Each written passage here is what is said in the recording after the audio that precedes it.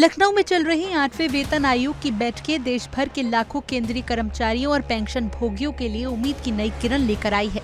22 जून से शुरू हुई ये महत्वपूर्ण बैठक आज 23 जून को अपने समापन पर है, जिसने सरकारी महकमे में हलचल तेज कर दी है।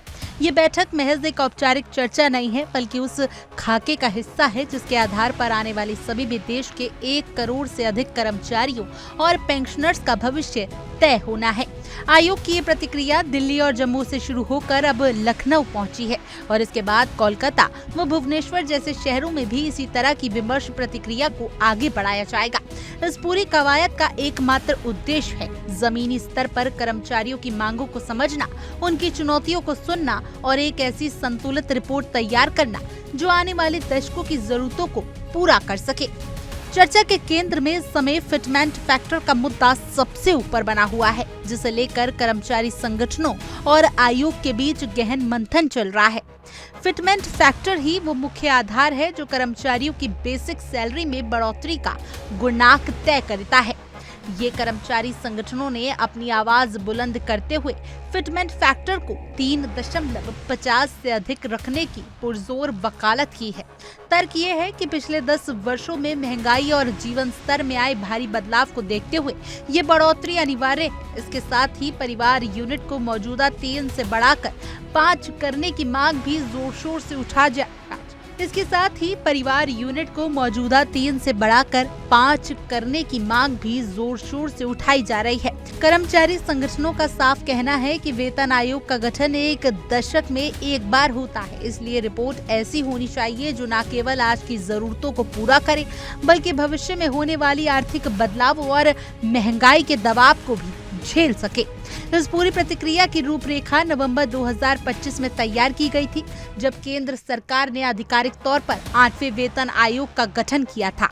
आयोग को अपनी विस्तृत रिपोर्ट सौंपने के लिए 18 महीने का समय दिया गया था, लेकिन कर्मचारियों के लिए सबसे बड़ी खुशखबरी ये है कि नई वेतन संरचना का लाभ 1 जनवरी 2026 से प्रभावी माना जाएगा। इसका सीधा अर्थ ये है कि जिस दिन रिपोर्ट लागू होगी उस दिन से न केवल कर्मचारियों का वेतन बढ़ेगा, बल्कि उस तारीख से लेकर रिपोर्ट लागू होने के बीच की अवधि को बकाया पैसा एरियर के रूप में कर्मचारियों के खातों में आएगा, जो एक बड़ी राशि हो सकती है। फिलहाल लखनऊ में हुई ये बैठक इस दिशा में एक निर्णायक कदम है, जिसके बाद तैयार होने वाली रिपोर्ट ये तय करेगी कि केंद्र सरकार आने वाले समय में बेसिक पे और अन्य भत्तों के मामलों में क्या रुख अपनाती है। आयोग के समक्ष कर्मचारी संगठनों ने इस बात पर जोर दिया है कि वेतन आयोग का गठन क्योंकि एक दशक में एक बार होता है, इसलिए रिपोर्ट की दूरगामी सोच बहुत आवश्यक है। ऐसी रिपोर्ट तैयार की जानी चाहिए जो भविष्य के आर्थिक उतार चढ़ाव और संभावित महंगाई को पहले से ही अपने दायरे में ले ले, ताकि बार बार वेतन संशोधन की मांग के लिए कर्मचारियों को संघर्ष न करना पड़े। ये रिपोर्ट केवल आज के लिए नहीं, बल्कि अगले 10 वर्षों की प्रशासनिक स्थिरता के लिए एक आधारशिला होनी चाहिए। प्रतिक्रिया के अगले पड़ाव में आयोग अब कोलकाता और भुवनेश्वर की ओर रुख करेगा। ये सिलसिला बताता है कि आयोग किसी भी क्षेत्र की उपेक्षा नहीं करना चाहता। देश के अलग अलग शहरों में आयोजित की जा रही ये बैठकें इस बात का प्रमाण है कि 8वां वेतन आयोग एक अत्यंत समावेशी दृष्टिकोण के साथ आगे बढ़ रहा है। रिपोर्ट तैयार करने की ये कवायद पूरी तरह से डेटा और जमीनी फीडबैक पर आधारित है, जिससे भविष्य में किसी भी विवाद की संभावना कम हो जाएगी। केंद्र सरकार ने नवंबर 2025 में जब 8वें वेतन आयोग के गठन की आधिकारिक घोषणा की थी, तभी से लाखों कर्मचारियों की निगाहें इसी प्रगति पर टिकी थी। आयोग को अपनी विस्तृत और अंतिम रिपोर्ट जमा करने के लिए 18 महीनों का समय दिया गया है, जो एक पर्याप्त अवधि मानी जा रही है।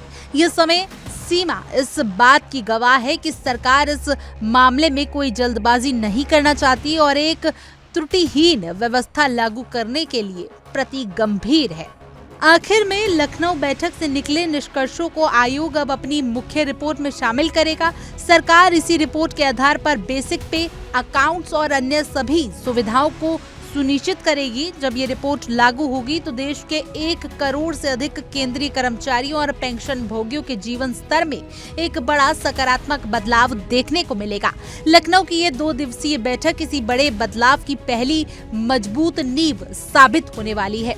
आयोग ने इस बात पर भी स्पष्ट किया है कि वेतन निर्धारण का ये फॉर्मूला केवल सरकारी कर्मचारियों के वेतन में वृद्धि तक सीमित नहीं है, बल्कि ये केंद्र सरकार के पेंशन भोगियों की आय को भी प्रभावित करेगा। इस बार की चर्चा में पेंशन स्ट्रक्चर में सुधार को लेकर विशेष ध्यान दिया जा रहा है। पेंशन भोगियों संगठनों ने मांग की है कि आयोग अपनी रिपोर्ट में ऐसी सिफारिशें करे जिससे बढ़ती उम्र में स्वास्थ्य संबंधित खर्चों के लिए पेंशन का एक बड़ा हिस्सा सुरक्षित रख सके। आयोग इस बात पर सहमत नजर आता है कि सेवा काल पूरा करने वाले नागरिकों के लिए जीवन स्तर में गरिमा बनाए रखना सरकार की प्राथमिकता होनी चाहिए। इसके अलावा बैठक में अकाउंट्स के सरलीकरण पर भी महत्वपूर्ण चर्चा हुई। वर्तमान में कई प्रकार के छोटे बड़े भत्ते हैं जिनमें लेकर कर्मचारियों को गणना करने में कठिनाई होती है। कर्मचारी संगठन ने सुझाव दिया है कि कई भत्तों को आपस में मिलाकर एक यूनाइटेड अकाउंट स्ट्रक्चर तैयार किया जाए। आयोग ने इस सुझाव को सकारात्मक रूप से लिया है और कहा है कि वो इस पर विचार करेंगे कि कैसे प्रशासनिक जटिलताओं को कम करके कर्मचारियों को मिलने वाली सुविधाओं को और अधिक पारदर्शी और सुलभ बनाया जाए। एक और दिलचस्प पहलू है जो लखनऊ की मीटिंग में उभर कर सामने आया है, वो है तकनीकी और डिजिटल बदलाव का। आयोग ने सुझाव दिया है कि भविष्य में वेतन वृद्धि और एरियर का भुगतान पूरी तरीके से ऑटोमेटेड सिस्टम के जरिए होना चाहिए ताकि किसी भी प्रकार की मानवीय चूक की संभावना ना रहे। कर्मचारी संगठनों ने भी इस डिजिटल पहल का स्वागत किया और उम्मीद जताई कि 8वें वेतन आयोग की सिफारिशें लागू होने के बाद सरकारी कामकाज में पारदर्शिता का एक नया युग शुरू होगा। तो ये स्पष्ट है कि 8वां वेतन आयोग केवल वेतन बढ़ाने का जरिया नहीं बल्कि सरकारी सेवा को और अधिक आकर्षक बनाने का एक माध्यम है। देश के लाखों युवा जो सरकारी सेवाओं में आने की तैयारी कर रहे हैं, उनकी निगाहें भी इसी बात पर टिकी हैं कि क्या नया वेतन ढांचा कैसा होगा। लखनऊ से शुरू हुआ ये मंथन अब राष्ट्रव्यापी चर्चा का रूप ले चुका है और आने वाले कुछ महीनों में आयोग की ओर से ये आने वाली हर एक जानकारी देश के सरकारी तंत्र की दिशा और दशा निर्धारित करने में निर्णायक भूमिका निभाएगी। खैर, आपकी इस पूरी खबर पर क्या कुछ राय है, कमेंट करके जरूर बताएं और तमाम देश और दुनिया की खबरों के लिए आप देखते रहिए इंडिया डेली 24/7। देखिए इंडिया डेली 24/7 अब आपके स्मार्ट टीवी पर। इंडिया डेली मौजूद है सभी डिजिटल प्लेटफॉर्म पर लाइव और लगातार। इंडिया डेली 24/7 हर दिन राष्ट्र को समर्पित।